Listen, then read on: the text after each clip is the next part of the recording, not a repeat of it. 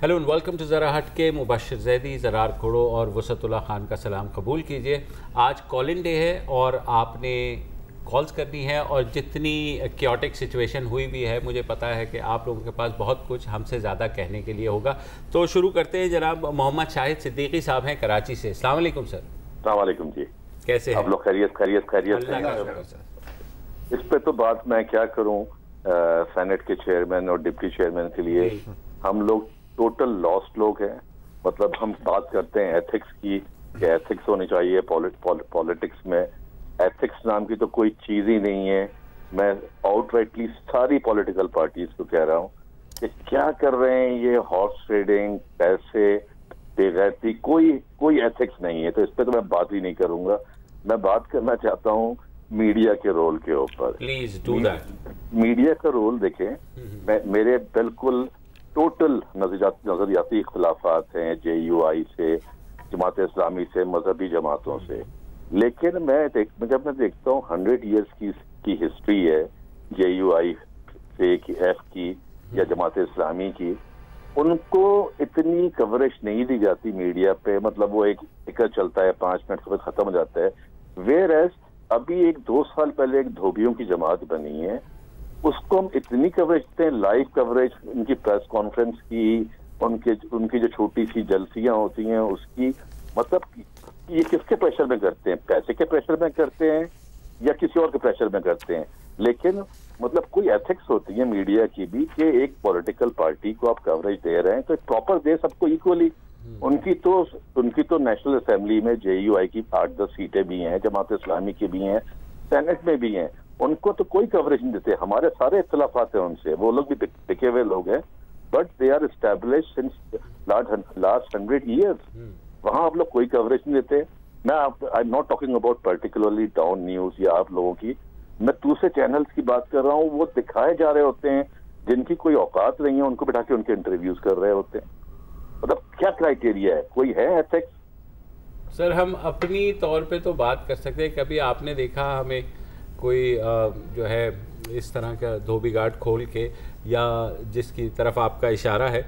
उसके अलावा जहाँ तक देखें मजहबी जमातों की बात आती है, बिल्कुल होती है कवरेज, और वो उसी तनासब से होती है जो तनासब उनका पार्लियामेंट में होता है या दूसरी जगह भी होता है। जब जमात इस्लामी के अमीर आते हैं, मेरे ख्याल में सब लाइव दिखाते हैं। JUI नहीं, वो ये कह रहे हैं, वो तारीखी लिहाज से वो ये कह रहे हैं कि ऐसी जमातों का कवरेज ज़्यादा होता है जिनकी बज़ाहिर इस वक्त कोई पार्लिमानी हैसियत नहीं है, और होता है मसलन उनका इशारा पाक सरजमीन पार्टी की तरफ है यार। वो तो नहीं, वो तो उनका दूसरा एक और सीन भी है। वो तो धोबी वाला तो वही कह रहे हैं ना। हमारा मीडिया अर्बन मीडिया है, ठीक है? तो जो शहरों की पार्टी हो, नहीं हो, पुरानी हो, उनकी ज्यादा कवरेज होती है। शेख रशीद की तरफ है उनका इशारा। शेख रशीद, हाँ, शेख रशीद की कितनी कवरेज? हाँ, ये एक सीट है, एक सीट है। उस हिसाब से देखें ना तो बात तो उनकी बिल्कुल सही बात है। तो इस लिहाज से तो सही है।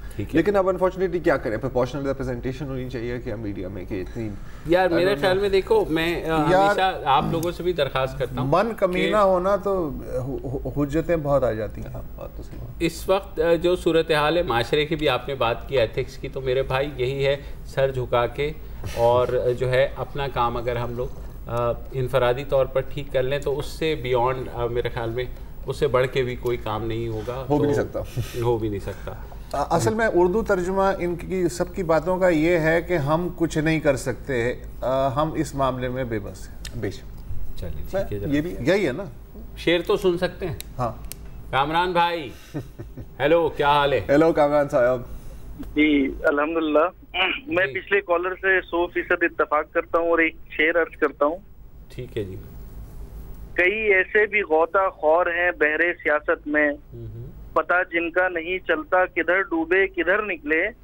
कहा इकबाल ने शायद इन्हीं लोटों के बारे में, इधर डूबे उधर निकले, उधर डूबे इधर निकले। वाह, चले। अब ये जमाते इस्लामी का कोई भी रुकन न बिका आज तक, और सबसे पाकिस्तान की जमहूरी जमात इस्लामी है, उसको वाकई कवरेज नहीं इधर ही ठहर जाएं। MMA क्या थी?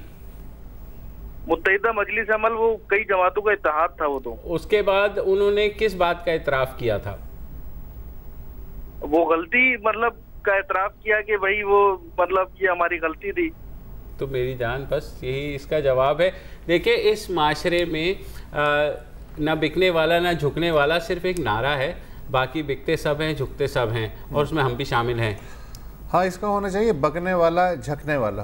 हाँ, ये होना चाहिए। ये अगर बकने वाला झकने वाला कोई रख ले इस तरह का नारा तो वो कर सकते हैं। लेकिन मैं आपको सिर्फ हिस्टोरिकल पर्सपेक्टिव बता रहा हूँ, आपकी बात को काउंटर नहीं कर रहा हूँ। कहीं ना कहीं किसी ना किसी हमारी नस्ल का अलमिया ही ये है कि हमारे सामने लोगों ने कॉम्प्रोमाइज़ किया है सियासत के नाम पर, मजहब के नाम पर, आर्ट के नाम पर, अदब के नाम पर। हाँ, मगर ये बात नजरिया ज़रूरत के नाम पर इनकी जो बात थी उसका एक पहलू दुरुस्त है कि जमात इस्लामी जो है वो इंटरनल डेमोक्रेसी वहाँ बाकी जमातों से ज़्यादा है।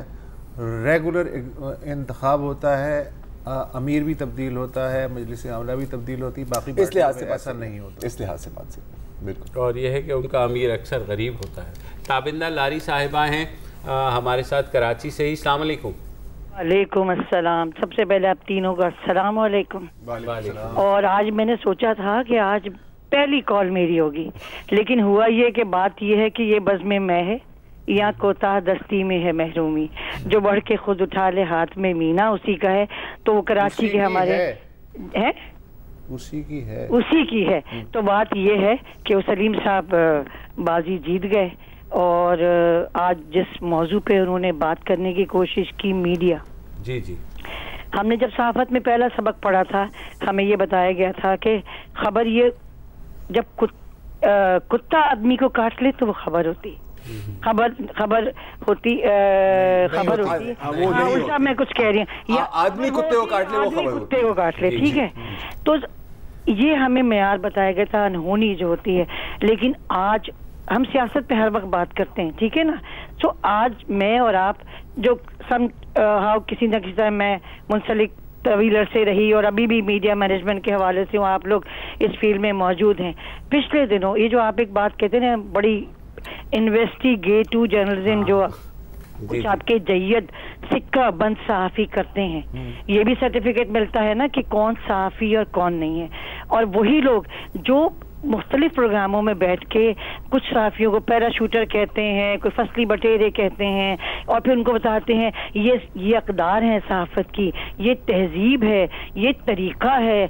और वही सिक्का बंद सहाफ़ी जब लोगों के बेडरूम्स में घुस जाएं, ठीक, मेरा इशारा उस इमरान खान की शादी वाले इशू पे है, उमर चीमा साहब की बात सारी ये है कि देखें, ये जो इद्दत और तलाक़ें हैं ना, ये बड़ी तकलीफ दे चीज़ें होती हैं, और ये औरतें गुजरती हैं जब उससे, ठीक है। मैं उससे गुजरी हूँ इद्दत से, जब मेरे शौहर का इंतकाल हुआ। सो जिसके शौहर का इंतकाल होता है उसकी इद्दत का तयन हो जाता है, ठीक है। लेकिन तलाक और खुला की जो इद्दतें होती हैं वो मियाँ बीवी खुद ही जानते हैं कब हुई, कैसे हुई, क्या हुई। क्या आपके यानी इस शोबे में काम खत्म हो गया है और कोई मौजू रहा नहीं है? शादियां तो इस मुल्क में कोई बड़ा मसला रहा ही नहीं है। इमरान खान कोई दुनिया का पहला अनोखा सियासतदान थोड़ी है, और आपने उस औरत के, उस बेचारी का तो कुछ लेना देना नहीं है। उस एक जुमले से इद्दत कोई मजाक नहीं है जो गुजरती है। खुदा न करे आपके घर की कोई बहन, बेटी, कोई खातून इससे गुजरे तो कभी शेख रशीद कहते हैं कि सियासत में इसका सवाल हो जाता है कि मुद्दत में इद्दत पूरी कर रहे हैं। अरे भाई, जखीरा अल्फाज बढ़ा लीजिए अगर जुगतबाजी करनी है, अगर लतीफ काफिया मिलाना है, और फिर लोगों के घरों में ना घुसिए। हमारे बच्चे जो देख रहे हैं, हम लोग जो देख रहे हैं, तो मौजूआत की इतनी ही कमी हो गई तो ये पेशा छोड़ दें, ये काम छोड़ दें। अब वो एक औरत जिसका कुछ लेना देना नहीं था, उसका कसूर सिर्फ ये है कि उसकी शादी हो गई इमरान खान से। दुनिया का पहला सियासतदान थोड़ी तीसरी शादी करने वाला। जरा हिसाब तो निकालिए, एक इन्वेस्टिगेटिव रिपोर्ट आप लोग इस पे भी बना लीजिए कि हमारे मुल्क के सियासतदानों का शादियों का वो जो रिकॉर्डेड और अनरिकॉर्डेड क्या है। तो महलात, शुरफा के महलात से लेके बाला खानों तक का पूरा शिजरा आपके सामने आ जाएगा। तो अगर उमर चीमा साहब इस पे भी काम कर लें, सच बात तो यही है, अगर आप करना ही चाहते हैं, आईना दिखाना ही चाहते हैं, तो खुदा का वास्ता जेन्युइन प्रॉब्लम्स पे काम कीजिए।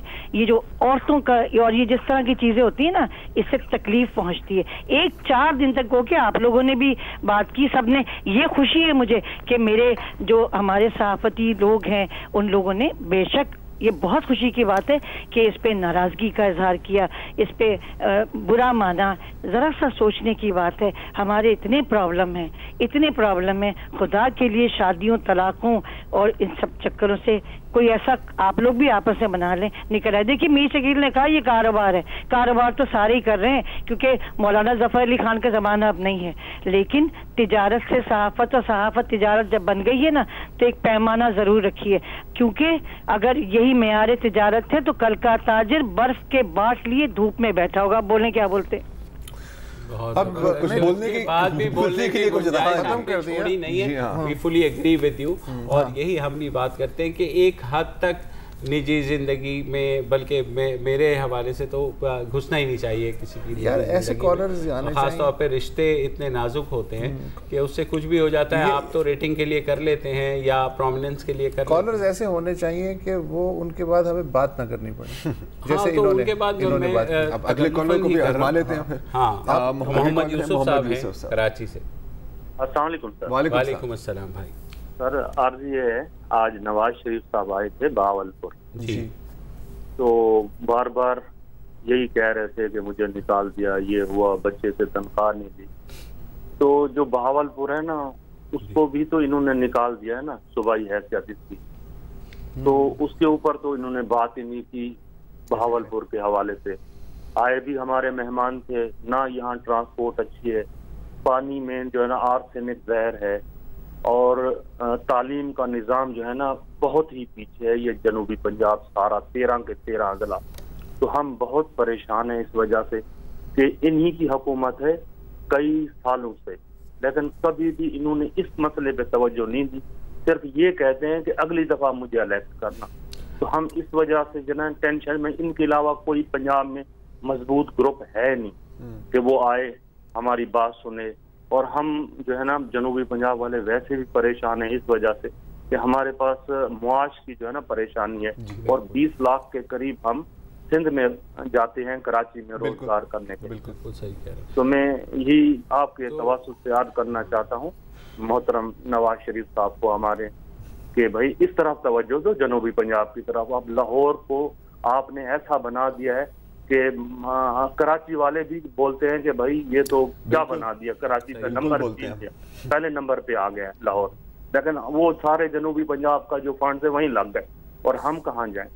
इसलिए हम बहुत परेशान हैं। यूसुफ भाई, मुझे सिर्फ थोड़ा सा दुख होता है जब इन रैलीज में लोग भेड़ बकरियों की तरह आते हैं और फिर नारे लगा रहे होते हैं जिंदाबाद, ये वो सारा। तो मेरे ख्याल में लोगों के पास चॉइस है कि किस तरीके से सर फोर्स करें। ये तो जनूबी पंजाब का एक मसला हमेशा से, पीपल्स पार्टी ने भी इसको ये तो जब से पाकिस्तान बना है ये मसला है जनूबी पंजाब का। देखें कुछ लोग जाते हैं जलसों में, कुछ लोग मोहम्मद यूसुफ साहब की तरह फिर नहीं भी गए ना, तो वो अपनी भी तनकीद किस तरह फिर रजिस्टर करें। ज़्यादातर लोग चूँकि छोटे शहरों में एंटरटेनमेंट का फुकदान है, तो ये भी एक मसरूफियत तो होती है। बहावलपुर तो सर एक खासा बड़ा शहर है, लोग फिर भी शुगल आए थे। तो मेरा ये ख्याल है कि अगेन फिर भी मैं ये कहता हूँ कि जनाब ये के लिए आपका MNA आए ना, तो उससे ये बात ज़रूर कहिएगा, और जब वोट मांगने के लिए आए कि और कुछ नहीं, कि जनाब ये मेरी गली का जो कचरा है ना, ये जब तक नहीं उठाएंगे तो ये हमारी पूरी गली वाले वोट नहीं देंगे। हाँ, MNA की जिम्मेदारी नहीं की,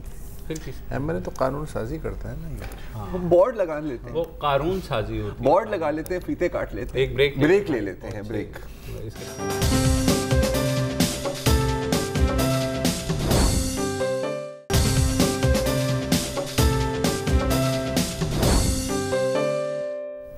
वेलकम बैक। और हमारे अगले कॉलर हैं सजाद हसन साहब सियालकोट से। अस्सलाम वालेकुम सजाद साहब।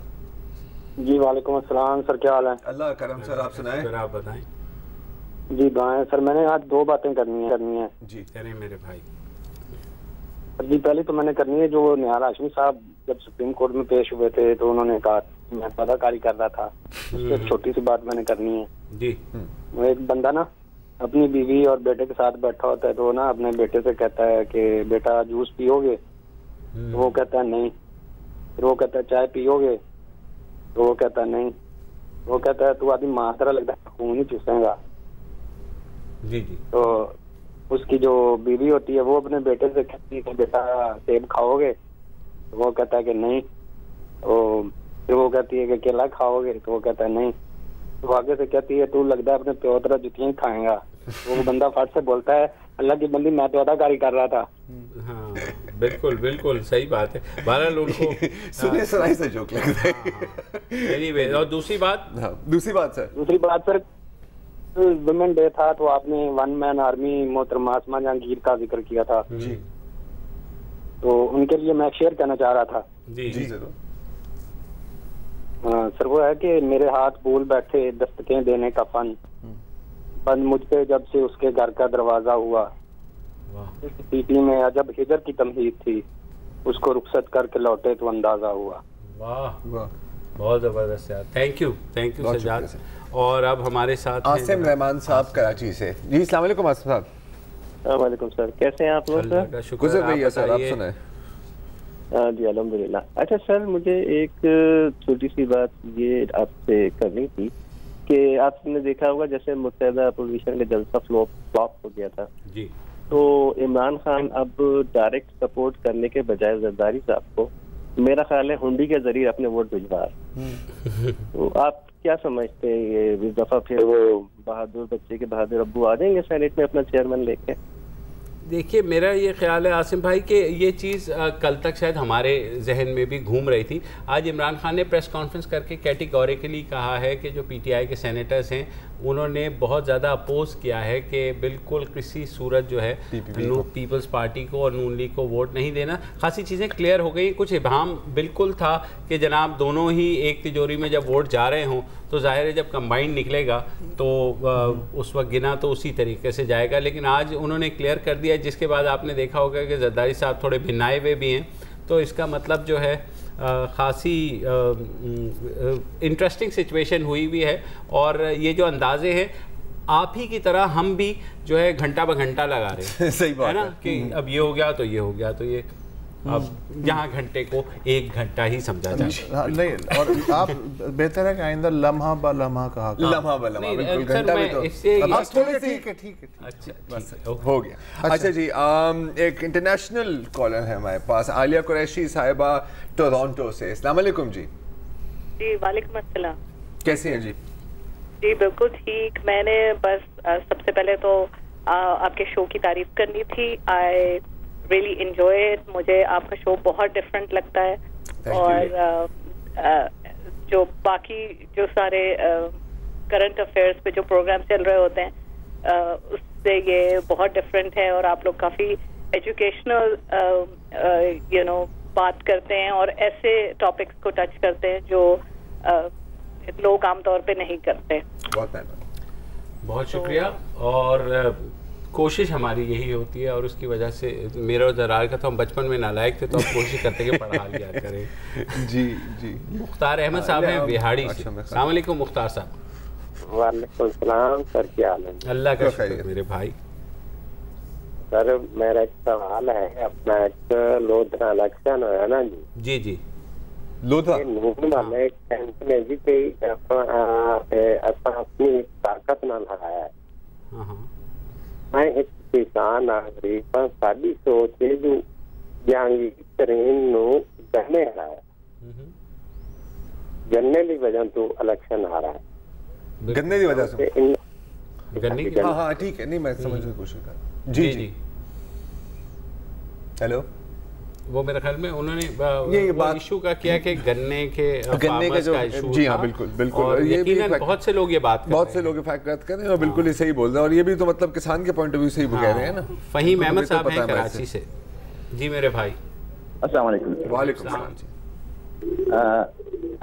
एक बात तो ये कि मैं पहले देखना चाहता हूँ, अभी कुछ देर पहले एक कॉलर के रिप्लाई में आपने ये कहा था, मुबश्शिर साहब ने गालिबन, कि हम भी कहीं कहीं कंप्रोमाइज कर जाते हैं।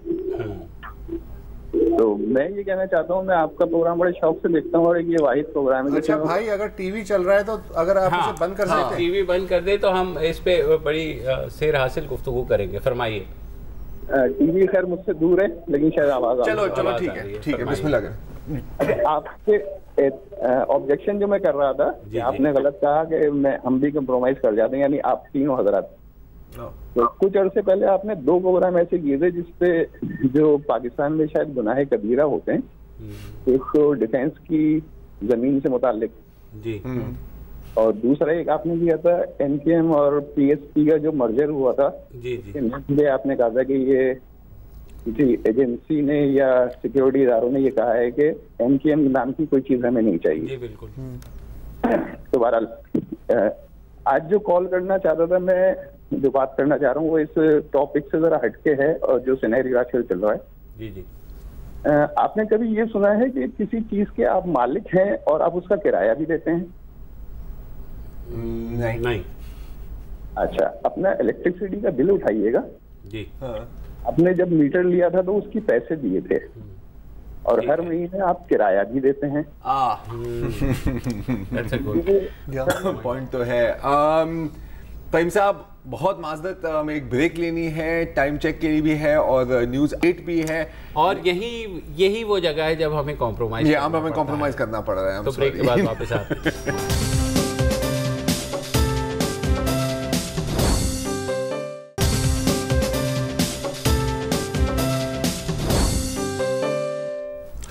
Welcome back. कॉलर्स डे है मेलबर्न ऑस्ट्रेलिया से डॉक्टर अब्दुल कदीर साहब।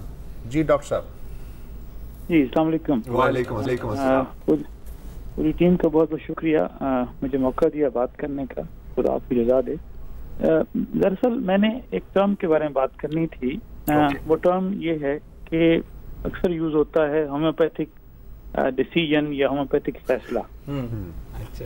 तो वो एक ऐसा टर्म है जो मिसयूज होता है और उसका नुकसान अवाम नास को है बहुत ज्यादा, क्योंकि इम्प्रेशन ये जाता है कि एक ऐसी चीज जिसका कोई इफेक्ट नहीं है या बेसिकली इनइफेक्टिव है, यानी जिसका कोई ना फायदा है ना नुकसान है, उसके बारे में ऐसे तय कर दी जाती है। मैं एक मेडिकल डॉक्टर हूँ और होम्योपैथ भी हूँ, और इन दोनों क्वालिफिकेशंस के साथ मैं समझता हूँ कि हमारा भी फर्ज बनता है कि इस मामले को क्लियर करें कि होम्योपैथिक अद्वियात के बारे में या रेमेडीज जिनको कहें, जिनके बारे में एक अमूमी तासुर ये है कि इनका कोई ना फायदा है ना नुकसान है और लेते रहने से कोई ज्यादा फर्क नहीं पड़ता, तो ये बहुत गलत बात है। और इस तरह के टर्म्स, इस तरह की जो क्या कहते हैं उसको, जो रायामा है उसको हमवार करती हैं कि दवा लेते रहें। इसलिए मैं आपके तवज्जुह से लोगों को भी और डॉक्टर्स को भी ये कहता हूँ कि अगर आपको मेडिकली अनएक्सप्लेन सिम्पटम मिलते हैं और ऐसे या डिफिकल्ट टू एक्सप्लेन सिम्पटम मिलते हैं किसी मरीज के अंदर, तो कम से कम पाकिस्तान में जहाँ सेल्फ मेडिकेशन का बहुत रुझान है, इस बात का कभी इम्कान है कि लोग होम्योपैथिक दवाइयाँ ले रहे हों। होम्योपैथिक सेफ नहीं है उस कंटेक्स्ट में जिसमें अक्सर समझा जाता है कि आप ले लें। अच्छा, आप ले लें। और I think you have explained, अपना पॉइंट भी आ गया, लेकिन हमारी सिर्फ हेल्प करते हैं कि आइंदा तो हम जाहिर है ये नहीं बोलेंगे, तो हमें को सब्स्टिट्यूट तो दे दें इसका। प्लेसिबो। हाँ, प्लेसिबो।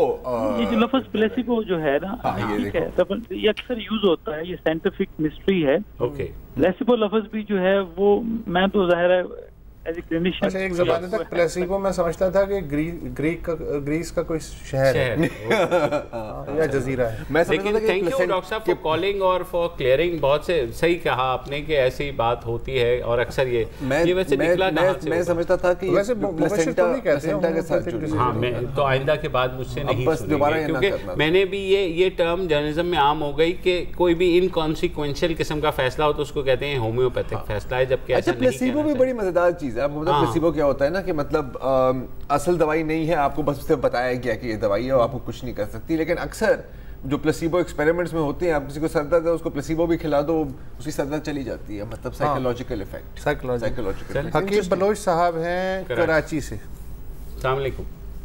अस्सलाम वालेकुम। जी फरमाइए सर। जी जनाब, क्या हाल है आप लोग? अल्लाह का करम सर, आप बताइए। अच्छा, मेरे को ये अर्ज करना था कि आपका प्रोग्राम दोबारा रिपीट क्यों नहीं होता, जबकि आपके दूसरे प्रोग्राम रिपीट होते हैं? होता है सुबह 7 बजे। सुबह 7 बजे होता है? जी सुबह 7 बजे। खैर मैं तो सुबह सवेरे अपने काम पे चला जाता हूँ। दूसरी बात यह है कि अभी कुछ दिनों पहले आपके 2 प्रोग्राम में जर्रार खोड़ो साहब वो मिसिंग थे। जी तबीयत खराब हो गई थी मेरी सर। हाँ तबीयत खराब हो गई थी, तो उनकी जगह जर्रार खोड़ो जैसा ही कोई रहा है ना, कोई कंट्रोवर्शियल शख्स तो नहीं रहा है ना। सर नहीं मिलते ना, क्या करें, ये एक ही पीस है। और असल में 2 मंगवाए थे, डाई तोड़ दी थी। 2 मंगवाए थे, एक कस्टम्स ने जब इंस्पेक्शन की तो वही टूट गया पोर्ट। हाँ वो एक जबरान नासिर थे और दूसरे कोई शख्स कोई, लेकिन बहरहाल वो ऐसे जो मतलब पार्शल शख्स ना हो किसी की साइड ने। सही बात नहीं, कोई पार्शल आता है फिक्र ना करें, हम देख लेंगे। हाँ वो पार्शल है, ये फुल है। हमने वैसे चाइना वालों को कहा है यार हमारी एक कॉपी बना दो चाइना वाली, ताकि अगर कोई गायब हो अभी आप फिक्र ना करें, 2-3 सालों में जब क्लोनिंग आम हो जाएगी ना तो वो बच्चा सबकी स्टेपनी होगी, जर्रार खोड़ो नहीं बना सकेंगे। क्या बात है सर, बहुत ही शानदार, दिल खुश कर दिया हकीम साहब। जी सर फरमाइए। वो बात यह है कि ये जो बीच में भी ड्रामाबाजी चल रही है ना, ये इसके क्या रजा रब्बानी, बिलावल और ये अपना क्या नाम है जरदारी। आज बिलावल साहब गए हैं रजा रब्बानी को मनाने, कहीं ऐसा तो नहीं है बैकडोर से फिर रजा रब्बानी का ही नाम दे दें, जरदारी साहब सबको फंसाएं? नहीं देखिए, कुछ भी हो सकता है सर। देखें नून लीग फिर उसके साथ ऑटोमेटिकली अटैच हो जाएगी, तो फिर पीटीआई। यार मुझे एक बात बताओ, 2015 में जब रजा रब्बानी का इंतखाब हुआ था तो मुत्तफ़िका तौर पे मुस्लिम लीग नवाज और पीपल्स पार्टी और तहरीक इंसाफ समेत सब ने चुना था, तो वही रजा रब्बानी है यार। सर मसला ये कि अब सिचुएशन चेंज हो गई ना, आपके ख्याल में बलूचिस्तान की हुकूमत बदल के और ये सारा कुछ करके अगर रजा रब्बानी को लाना है ना, तो सर आप तो ऐसे भूली बातें करते हैं कि बस क्या बताएं। सर 2015 में आपको बिरयानी पसंद थी, आज आपको बिरयानी नहीं पसंद है, इसमें क्या बड़ी आज क्या पसंद है, यही इसका सवाल इसका जवाब जो भी खानसामा पेश करे हम खाने के लिए तैयार हैं। खानसामा, वाह वाह। मतलब मुझे 2015 में इसका भी बड़ा इंटरेस्टिंग सोशियोलॉजी जिसे उर्दू में इमरानियात कहते हैं वो नहीं पसंद था, आज पसंद है। आज पसंद है तो इसमें सब्जेक्ट पसंद, आप भी वही वसत है, आज भी आप वही वसत है। इमरानियात मुझे पसंद है। एक ब्रेक लेने, देख ले।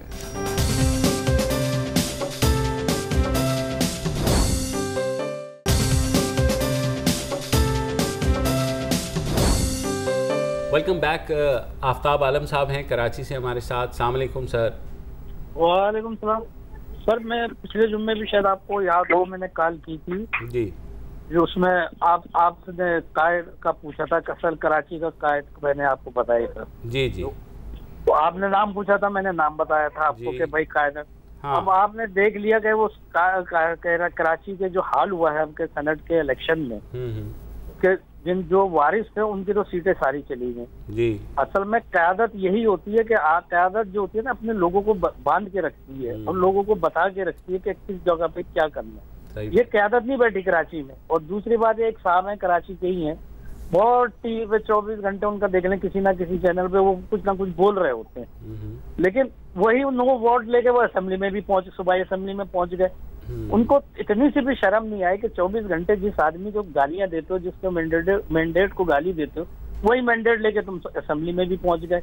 अच्छा, और आखिरी बात सर ये मैंने कर दी थी अभी 2 दिन पहले, शायद आपने 1-2 दिन पहले देखा, और शैला रजा साहिबा डिप्टी स्पीकर, जी जी, इनको तो मुझे समझ ही नहीं आ रहा कहाँ की फिरौनियत भरी हुई है, क्या है कि आप ये देखें इनके अल्फाज सुने के कुत्ते भौंकने की आवाज आ रही है। ये कोई डिप्टी स्पीकर या स्पीकर के म्यार का सवाल है या जवाब है, मुझे सर ये बता दें। बिल्कुल नहीं है, बिल्कुल नहीं है। और आपने जो बात कर दी वो भी कंप्लीट थी अपनी जगह, लिहाजा we can't add much into it. Imran Abbas sahab Gujarat से अगर आप मेरी आवाज सुन रहे हो तो फरमाइए। जी कैसे हैं? वालेकुम जी। जी सर, मैं बड़ा रेगुलर आपका प्रोग्राम देखता हूँ जी। Very lightly you people discuss very sensitive and important issues, और जान भी बचानी होती है ना सर। जी बिल्कुल ऐसा ही है। और उसमें यह है कि we get the inside story in a very light mood. Sir my question is that जब से पाकिस्तान बना है, वी आर सफरिंग और वी आर कंप्लेनिंग कि जी इंसाफ नहीं मिलता। There is no constitution in our country. मतलब एक बंदा की जिंदगी खत्म हो जाती है, he is not served with the justice. अब जब फाइनली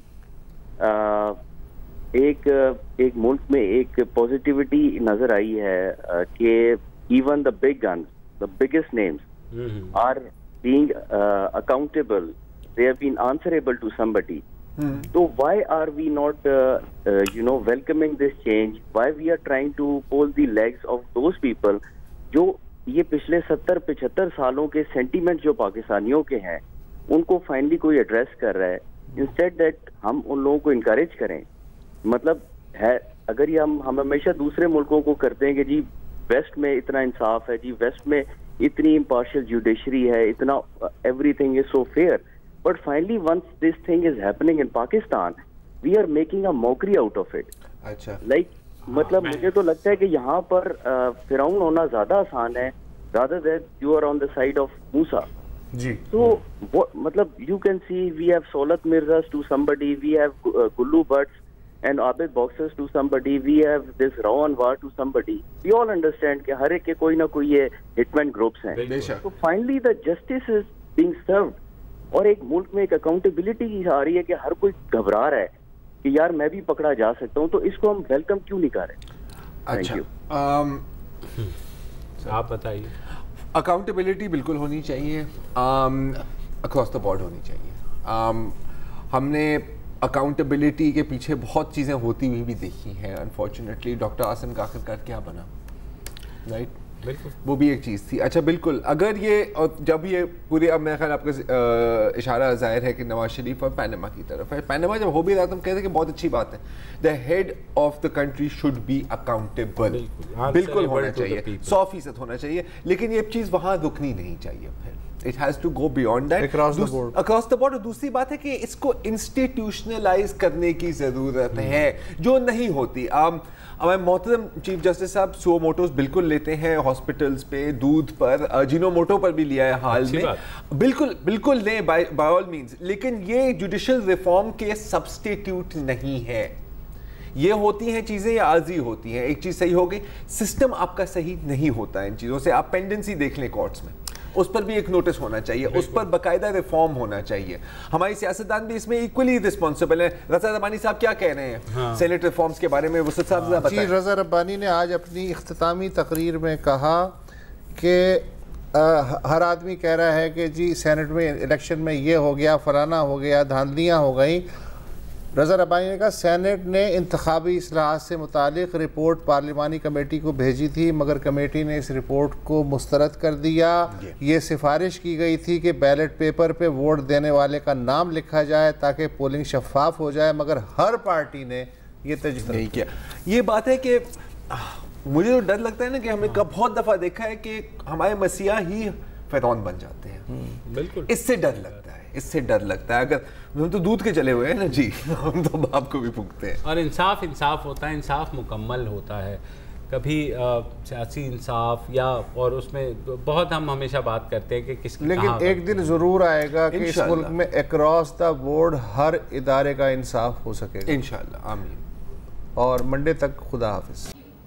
अस्सलाम वालेकुम. अगर आपको हमारे शो पसंद आया है तो प्लीज़ हमारे यूट्यूब चैनल को सब्सक्राइब करें, और अगर मुनासिब समझे तो इस वीडियो को लाइक भी कर लें, तो कोई हर्ज नहीं है. और शेयर भी कर लें और कमेंट भी कर दें, वरना वो सब ऐसे ही लिखते रहेंगे. और ये जो दोनों कह रहे हैं ये कर लें जी प्लीज़, नहीं तो हमें भी घर जाना है. मैं आपके कंप्यूटर में नहीं रहना 24 घंटे. सही बात.